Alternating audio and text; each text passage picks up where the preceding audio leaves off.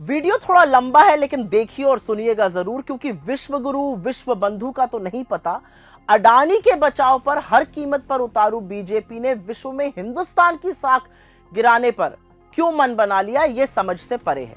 पहले बीजेपी ने कहा कि अमेरिकी सरकार मोदी सरकार को उखाड़ फेंकना चाहती है, उनको अस्थिर कर रही है, उनके खिलाफ मीडिया में खबरें छपवाती है। भाई ये तो बहुत गंभीर आरोप है। मोदी जी को तुरंत अपने मित्र ट्रंप जी को फोन करना चाहिए और पूछना चाहिए ऐसा क्यों हुआ।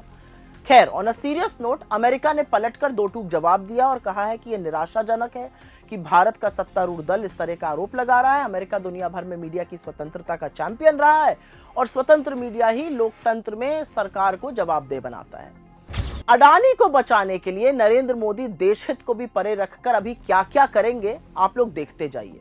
पर मोदी जी जाग जाइए, ये जो घिसे पिटे देश के खिलाफ अंतरराष्ट्रीय साजिश वाले आपके जुमले हैं ना, ये पुराने हो चुके हैं। और इस तरह की बेतुकी बातें तभी बोली जाती हैं जब आदमी फंस जाता है और उसके पास अपने बचाव के लिए कोई तर्क नहीं होता, जैसे आपके पास अडानी के लिए नहीं है।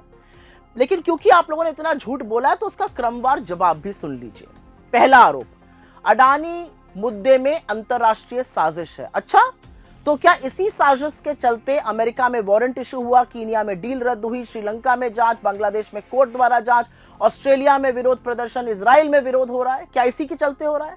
आप लोगों को शर्म नहीं आती है? विश्व के इतने देशों में जांच हो रही है और यहां बेशर्मों की तरह पूरी की पूरी सरकार अडानी को बचा रही है, उस अडानी को जिसके चलते देश की छवि बर्बाद हो रही है। यहां सेबी से लेकर ED, CBI, income tax, department of revenue intelligence जैसे संस्थाओं का हाथ बांधकर उनको पंगु बनाकर अडानी के खिलाफ जांच क्यों नहीं होने दे रहे हैं आप लोग? फिर दूसरा आरोप, ओसीसीआरपी रिपोर्ट देश के खिलाफ षड्यंत्र है। बीजेपी में बैठे अडानी के जो दलाल हैं उनको ओसीसीआरपी रिपोर्ट से आपत्ति है, क्योंकि इसी रिपोर्ट के आधार पर पता चला था कि अडानी की 4 लिस्टेड कंपनियों में पब्लिक के पास जो शेयर है उनमें से 13% तो अडानी के जो सहयोगी हैं चांगचुंग लिंग और नासिर अली शबान अली उन्हीं के पास है। हिंदुस्तान में नियम है 25% पब्लिक के पास होना चाहिए, 13% इन्हीं के सहयोगियों के पास है जो नियमों की धज्जियां उड़ाना है। इसी रिपोर्ट के आधार पर आगे की जांच में यह पाया गया कि वही विनोद अडानी के सहयोगी चांगचुंग लिंग और नासिर अली शबान अली ताइवान, दुबई और सिंगापुर से $5 अरब का कोयला हिंदुस्तान में बेच रहे थे, जो बाजार के मूल्य से दुगना था। और इसके चलते कोयले का दाम बढ़ा, बिजली का दाम बढ़ा और हिंदुस्तान के लाखों उपभोक्ताओं ने महंगी बिजली खरीदी। क्या यह आरोप नहीं है कि कोयला और बिजली की ओवर इनवॉइसिंग, उनके जो दाम बढ़ा बढ़ाकर जो पैसा आया उसी से अडानी के शेयर में हेरा फेरी हुई? जांच में तो यही पाया गया था। जो इन्वेस्टिगेटिव रिपोर्ट्स आई, किस भारतीय एजेंसी ने इस पूरे रैकेट की जांच की? एक का नाम बता सकते हैं आप? तीसरा आरोप, फ्रांस की मीडिया पार्ट ने 60 गांठ का पर्दाफाश किया। अच्छा, बड़ा एतबार हो गया फ्रांसीसी मीडिया आउटलेट मीडिया पार्ट, उसका हवाला देकर बीजेपी, ओसीसीआरपी, कोई जॉर्ज सोरोस और कांग्रेस को लेकर मनगढ़ंत कहानियां रच रही है। ये कितना दोहरा मापदंड है आपका, और बताती हूं क्यों। क्योंकि ये वही मीडिया पार्ट है जिसने राफेल घोटाले को भी उजागर किया था, आपका नाम लेके किया था, और तब बीजेपी ने उसको भारत के खिलाफ एक साजिश करने वाला अखबार और मीडिया बुलाकर खारिज कर दिया था, और अब उसका हवाला दे रहे हैं। मतलब हिपोक्रेसी की भी सीमा तो होती है भाई। खैर, चौथा आरोप, विदेशी मीडिया पर आश्रित है कांग्रेस।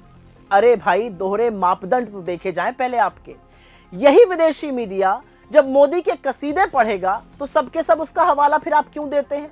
एक छोटे से अखबार को गलती से द गार्डियन समझकर वो रिपोर्ट क्यों साझा करते हैं? विदेशी मॉर्निंग कंसल्ट जो 200 लोगों का फीडबैक लेकर नरेंद्र मोदी को सबसे पॉपुलर लीडर घोषित कर देता है, उसको उछल कूद कर करके क्यों लगाते हैं हर जगह?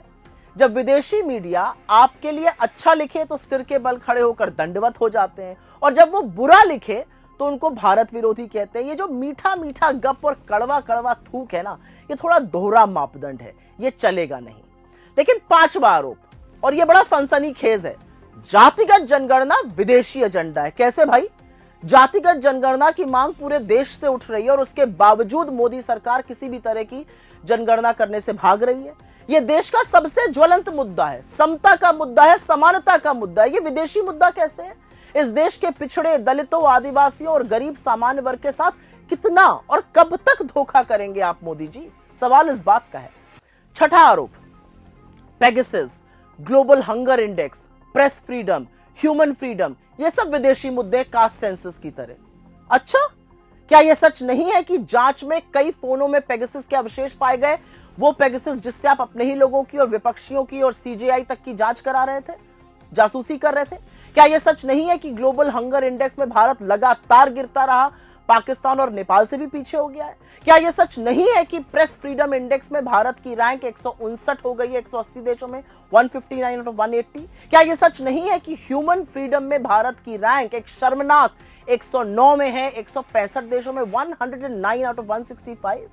किस तरह की बातें करते हैं? 7वां आरोप, कांग्रेस विदेशी रिसर्च रिपोर्ट के सहारे सरकार को घेर रही है। नहीं साहब, हमको उसकी जरूरत नहीं है, किसी विदेशी रिपोर्ट की जरूरत नहीं है, क्योंकि आपको कटघरे में खड़ा करने के लिए आपकी विफलताएं, आपकी निर्दयता, आपका लेखा जोखा ही काफी है। उसके लिए इस देश में व्यापक बेरोजगारी, कमर तोड़ महंगाई, आर्थिक असमानता, असुरक्षित महिलाएं, जलता हुआ मणिपुर और अडानी के साथ आपका जो महाघोटाला है ना, वो काफी है आपको कटघरे में खड़ा करने के लिए। फिर 8वां आरोप आप लोग लगा रहे हैं, विदेशी ताकत भारत की अर्थव्यवस्था को डिरेल कर रही है। अरे किसी को डिरेल करने की जरूरत नहीं, आप उसके लिए काफी हैं। भारत की अर्थव्यवस्था को पटरी से उतारकर उसको नष्ट करने का पूरा काम खुद नरेंद्र मोदी ने किया है। नोटबंदी, गलत जीएसटी, तुगलकी लॉकडाउन जैसे कारणों के चलते बेरोजगारी बढ़ी, आर्थिक असमानता बढ़ी, गुर्बत बढ़ी और आय कम हुई। आज की स्थिति यह है कि देश में जीडीपी गिर रहा है, महंगाई चरम सीमा पर है, आय थम गई है, भयावह बेरोजगारी है, रुपया गिरता ही जा रहा है, और इसके लिए मोदी और सिर्फ मोदी जिम्मेदार हैं, जो कि अडानी के बचाव में जुटे हुए हैं।